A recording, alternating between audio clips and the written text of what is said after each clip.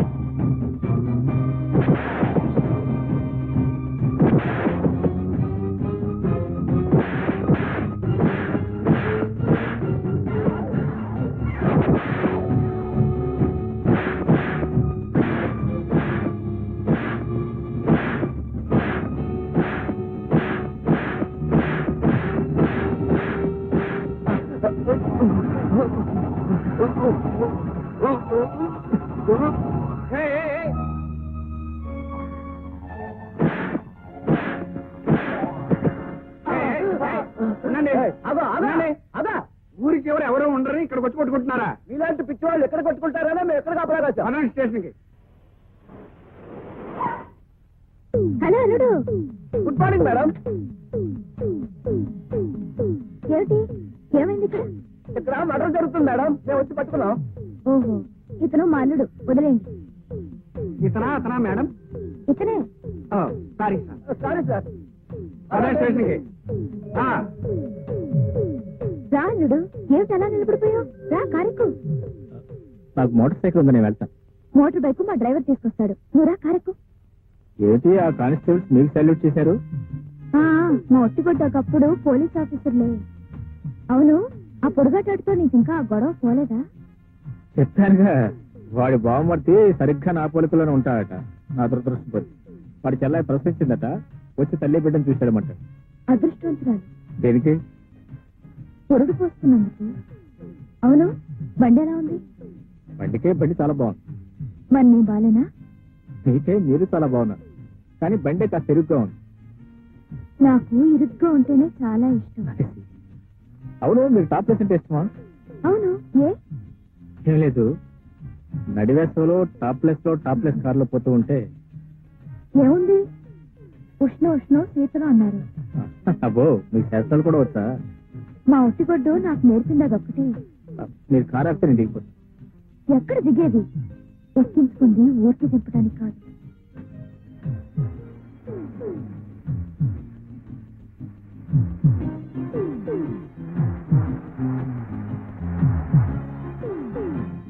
రాళ్ళుడు కూర్చో. ఈ గది చాలా బాగుంది కదా? చాలా బాగుంది. అరే, రక్తం వస్తుంది. ఏదో చిన్న దెబ్బ. చిన్న దెబ్బ అంటావేంటి? రక్తం వస్తుంటే ఉండు, ఐటమ్ తీసుకొస్తాను.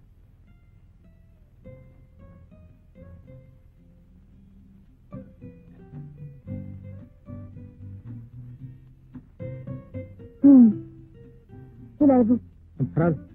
అరే, దెబ్బ తగిలితే అలా కంగారు పడతావేంటి?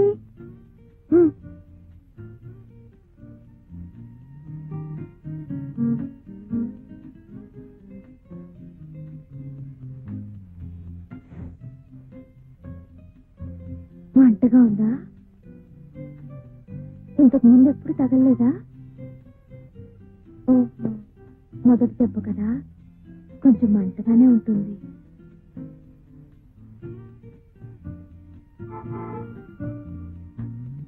మా ఒట్టిగుడ్డు వస్తున్నట్టుంది.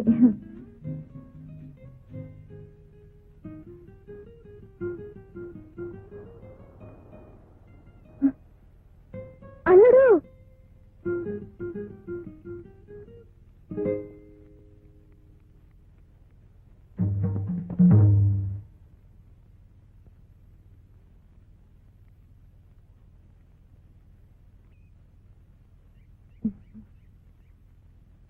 కార్లో వస్తూ ఉంటే యాక్సిడెంట్ అయింది.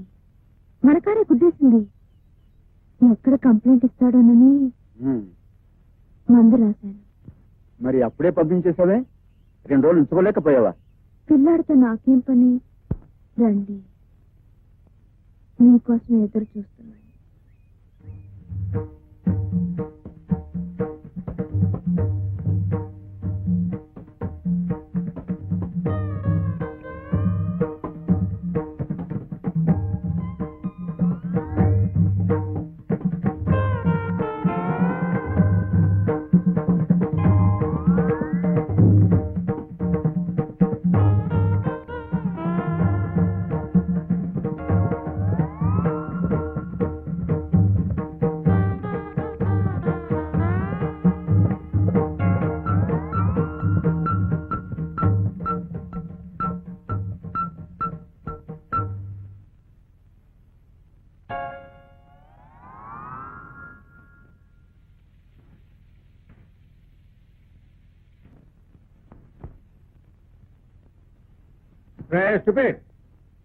ఏంటి ఇప్పుడు టిఫిన్ తింటున్నావు?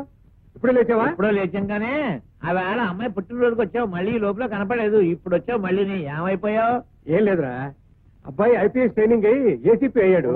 అదే assistant commissioner of police. Very good, very good. మరి మంచి రోజు చూసుకుని వార్త చెబుదాం అనుకుంటే ఇప్పుడు కానీ కుదరలే. ఆహా, ఏదైనా కేసా? పిలిచారా? నేను పిలవలేదు, పిలుద్దాం అనుకుంటున్నాను. వాడికి కూడా టిఫిన్ పెట్టరా. ఏం లేదురా, అన్నయ్య గారు బాగున్నారా? బాగున్నాం. ఏం లేదు, మనం స్నేహితులం. ఆ అబ్బాయి బాగున్నాడా? బాగున్నాడు, ఏసీపీ అయ్యాడు. మనం స్నేహితులం. ఏమయ్యాడు పాపం? నా తలకాయ అయ్యాడు, నా తలకాయ అయ్యాడు, నా తలకాయ అయ్యాడు. చావు. ఏమిట్రా చెల్లా, ఒరేయ్, దీనివల్ల నాకు 10 ఏళ్ళు ఆయుధం తగ్గిపోతారా? ఏసేవాలేరా, దానివల్ల నీకు తాగితే కలిగింది. ఏం లేదు, మనం స్నేహితులం. నీకు ఒక గానొక కూతురు, నాకు ఒక గానొక కొడుకు. మరి వాడిద్దరికి ముడుముళ్ళు వేసేసాం అనుకో, మనం స్నేహితులం కాస్త వ్యంకులు అయిపోతాం. సారీరా, జడ్జిమెంట్ అయిపోయాక కోర్టుకు వచ్చావు. అమ్మాయికి పెళ్లి ఖాయమైపోయింది. వరుడు సుప్రీంకోర్టు లాయర్.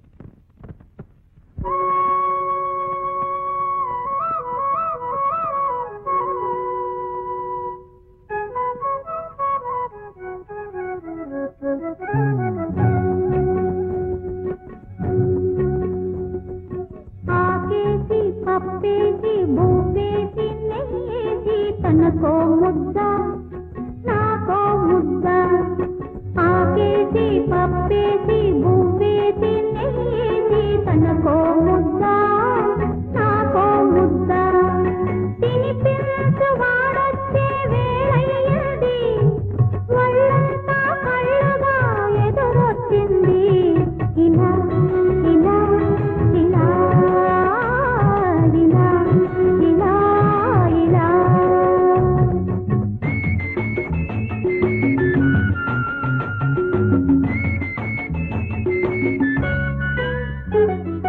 అతగాడే సతగాడు అనుకున్నది, అనుకున్నది కలలో కంటున్నది.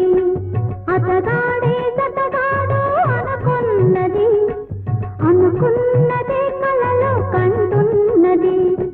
కలలోని విందు కనుల విందౌనా, కలలోని విందు కనుల విందౌనా.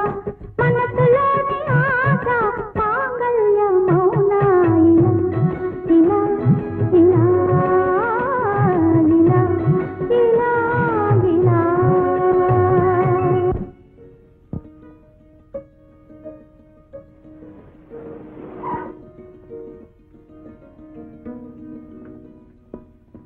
రాజేంద్ర బాబు గారు రాలేదా? రాలేదమ్మా, జ్వరంగా ఉంది, తోటలో ఉన్నారు. పెద్దయ్య గారితో ఏదో గొడవ పడుతున్నారు, మిమ్మల్ని తీసుకురమ్మన్నారు.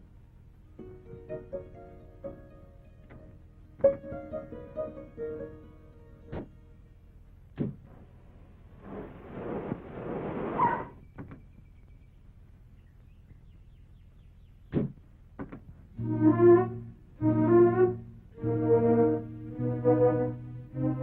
అబ్బాయి పిలిపించలేదు, నేనే పిలిపించాను.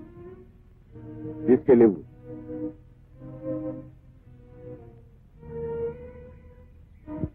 ఏమిటిది?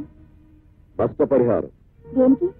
అప్పుడప్పుడు నువ్వు ఉద్యోగం కూడా మానేసి మా వాడితో తిరుగుతుండేదాని కదూ. ఇప్పుడు వాడు వేరే పెళ్లి చేసుకోబోతున్నాడు. చూడు, నేను కోటీశ్వరుని. ఎవరైనా రాబోయే కోడలు కోటీశ్వరుని కూతురే కావాలని కోరుకుంటారు.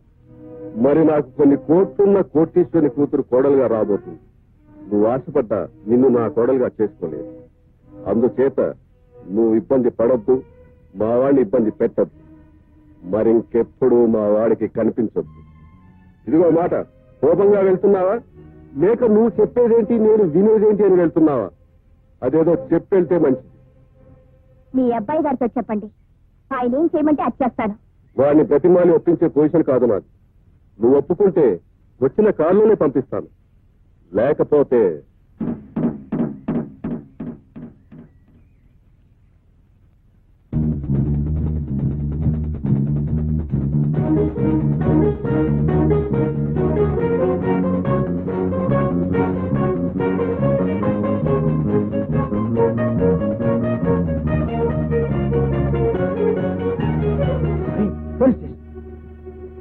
ఏమండి? ఏమిటమ్మా ఏమైంది? పోలీస్ స్టేషన్కి వెళ్ళిందా? కంప్లైంట్ ఇచ్చిందా? ఏమని? అతను నిన్ను పెళ్లి చేసుకుంటానన్న ఆధారాలు ఏమైనా ఉన్నాయా? ఉత్తరాలు ఫోటోలు తప్ప ఇంకేం లేవండి. అవి చాలమ్మా. ఈ పెళ్లి అతని తండ్రికి ఇష్టం లేదని, నిన్ను చంపించడానికి ప్రయత్నం చేశాడని, నీకు రాజేంద్ర బాబుకి పెళ్లి జరిగేలా చూడమని కోర్టు వారికి అర్జీ పెట్టు. న్యాయస్థానం నీకు తప్పకుండా న్యాయం చేస్తుంది. థ్యాంక్స్ అండి. చూడవి, ఇతనికి ఒక్కగానొక్క కొడుకు. అతను ఒక అమ్మాయిని ప్రేమించాడు. ఆ అమ్మాయి పేదపిల్ల. ఇతనుకో 50 కోట్ల ఆస్తిపరుడు సంబంధం దొరికింది. ఒక్కతే కూతురు. కానీ వీళ్ళ అబ్బాయి ఆ పేదపిల్లనే పెళ్లి చేసుకుంటానంటున్నాడు. ఏదో విధంగా అమ్మాయిని లేపేద్దామని ఇతను ప్రయత్నించాడు. కథ అడ్డం జరిగింది. ఆ అమ్మాయి పోలీస్ కంప్లైంట్ ఇచ్చింది. అర్థమైంది. ఆ కేసు దీని మీద రాకూడదు. అంతేకాదండి, మా అబ్బాయి ఆ అమ్మాయిని పెళ్లి చేసుకోకూడదు. వస్తున్నా. ఒకటి, మీకు శిక్ష పడకూడదు. 2, మీ అబ్బాయికి ఆ అమ్మాయి మీద మనసు విరిగిపోవాలి. అవునండి. ఈ 2 నా సాక్ష్యంతోనే జరగాలి. అంతేనే. చూడండి, 1976లో అలహాబాద్ హైకోర్టులో సరిగ్గా ఎలాంటి కేసు ఒకటి విచారణకు వచ్చింది. అప్పుడు సెక్షన్ 497 ప్రకారం అడల్టరీగా నిరూపించవచ్చు. అవునవును, ఎంత తప్పించుకుందాం అనుకున్నా ఇలాంటి చిన్న చిన్న కేసులు ఒప్పుకో తప్పడం లేదు. నేను ఏ కేసు ఒప్పుకున్నా ఒప్పుకోపోయినా ఈ కేసు ఒప్పుకొని తీరాలి. ఒకరిని ప్రేమించి మరొకరితో ఎలా సంబంధం పెట్టుకుంటుంది? Chitti nasty women. ఇటువంటి ఆడవాళ్ల వల్లే ప్రేమ అనే పదం కల్తీ అయిపోయింది, మనసు అనే పదం కల్తీ అయిపోయింది, చివరికి పెళ్ళనే పదం కూడా కల్తీ అయిపోతుంది. ప్రేమించిన తర్వాత ఆ ప్రేమకి కట్టుబడనే ఆడదైనా మగాడైనా నీతి తప్పిన వాళ్ళు. I hate people who don't possess character. Please ఆవేశపడకండి, నేను అంతే. ఈ కేసులో ఆ అమ్మాయికి శిక్ష వేయించలేకపోతే నేను వాదిస్తాను, వేయిస్తాను. నన్ను నేనే వేయిస్తాను. పేరు కల్పన. నిన్ను ఎక్కడి నుంచి తరుముకొచ్చారు? తోటలో నుంచి. తోటలోకి నువ్వెందుకు వెళ్ళావు? ఆయన కారు పంపించారు. ఆయనంటే మీ ఆయన? కాదండి, ఆయన నాకు కాబోయే ఆయన. కాబోయే ఆయనే కానీ కట్టుకున్న ఆయన కాదుగా. యువరానా, మన హిందూ సాంప్రదాయ ప్రకారం 3 ముళ్ళు పడినంత వరకు ఏ ఆయనైనా ఆయన కాదుగా, పరాయివాడేగా. అటువంటి పరాయివాడు రమ్మని కారు పంపితే పవిత్రమైన ఆడదానివి నిర్భయంగా తోటలోకి ఎలా వెళ్ళాం? సో యువరానర్, అలా ఎవరు కారు పంపితే వాళ్ళ కారులో వెళ్ళటం, ఎవరు తోటలోకి రమ్మంటే వాళ్ళ తోటలోకి వెళ్ళటం మొదటి నుంచి ఈ అమ్మాయికి అలవాటు. లేదు. యువరానర్, అలవాటు ప్రకారం ఎవరో కారు పంపితే వెళ్ళింది. అక్కడ తను పెళ్లి చేసుకోవాలని కలలగంటున్న ప్రియుడు తండ్రి అనుకోకుండా కనపడగానే కంగారు పడింది. నిజానికి ఈ అమ్మాయి గురించి, అమ్మాయి శీలం గురించి చెడుగా విన్న అబ్బాయి తండ్రి ఈమె నిజరూపం తెలుసుకోవాలనే ఉద్దేశంతోనే ఆ కారు పంపాడు. ఆయన చూడగానే బిత్తరపోయింది. ప్రియుడికి ఈ విషయం తెలిస్తే ఓ బంగారు బాతు చేజారిపోతుందనే భయంతో తెలివిగా అక్కడి నుంచి తప్పించుకుని తన మీద హత్యా ప్రయత్నం చేయబోయారన్న నాటకంతో పోలీస్ స్టేషన్ లో అడుగుపెట్టింది. లేదు లేదు లేదు లేదండి. Yes, it is true. ఎలా నిరూపించగలరు? ఇంతకు మునుపు ఇలాగే ఒక అబ్బాయిని ప్రేమించినట్టు నటించి ఇలాగే పట్టుబడింది. అబద్ధం. నిజం నిజం. యువర్ ఆనర్, సాక్షిని ప్రవేశపెట్టడానికి అనుమతించవలసిందిగా కోరుతున్నాను. ప్రొసీడ్. జడ్జి గారికి నమస్కారం.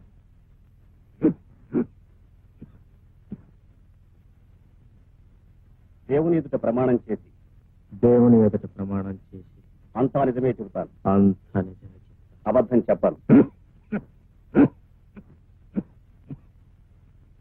మీ పేరు? అర్జున్. ఆమె మీకు తెలుసా?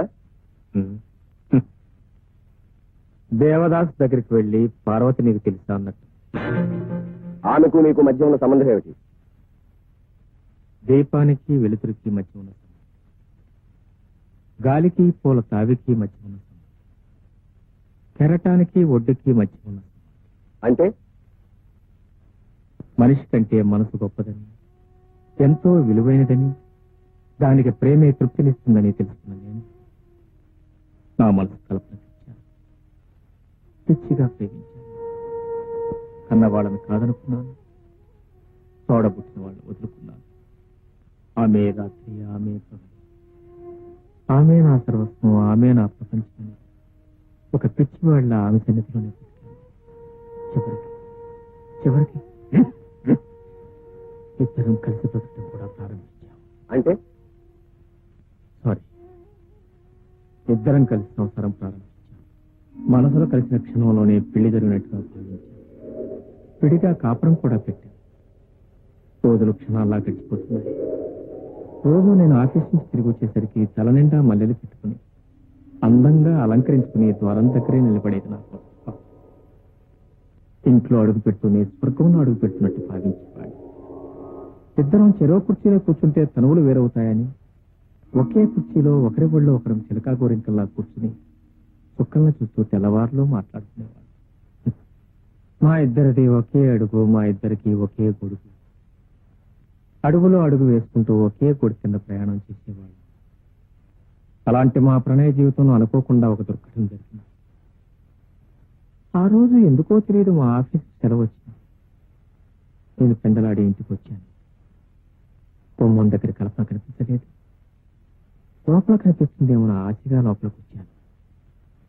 కానీ నా కళ్ళని నేనే నమ్మలేకపోయాను. నా గుండెలు జల్లుమన్నాయి, నా కపాలం బ్రద్దలైంది. నా కల్పన, నా ప్రేయస్ కల్పన, నా ఊర్వశి కల్పన ఎవడో పరాయి మగాడి హస్తాల మధ్య నా నోడుతో నేను చెప్పలేను, చెప్పలేను, చెప్పలేను. అతన్ని తేరిపారు చూశాను. నా చూపులు భరించలేక అతను పారిపోయాడు. తన చేతిలో ఉన్న 500 రూపాయలని దాచుకోవడానికి ప్రయత్నించింది కల్పన. అప్పుడు అర్థమైంది, ఆఫ్టర్ ఆల్ 500 రూపాయల కోసం నా ప్రేయసి కల్పన అమ్ముడిపోయింది కదా అని అప్పుడు అర్థమైంది. వెంటనే కల్పన పీక నులిమి చంపేయాలనుకున్నాను. ఆ పాపని కొడుకు కట్టుకోవచ్చు. మళ్ళీ ఈ జన్మలో నీ ముఖం నాకు చూపించదని శాసించి బయటికి పంపించేశాను. అప్పుడు చూసిన కల్పన మళ్ళీ ఇప్పుడు చూస్తున్నా. కేవలం డబ్బు కోసం విభజించే ఒక కొలట, ప్రేమన్న పదానికే మచ్చ తెచ్చే ఒక పతిత, డబ్బు కోసం ప్రేమను వలగా పన్నే ఒక రాక్షస్. ఎవరానా నాలా ఆ రాజేంద్ర బాబులా ఇంకా ఎందరి అమాయకుల జీవితాలను నాశనం చేస్తుందో ఈ రాక్షసని భయపడి ఓపిక లేకపోయినా నేను వచ్చి సాక్ష్యం చెప్పాను. క్షమించండి.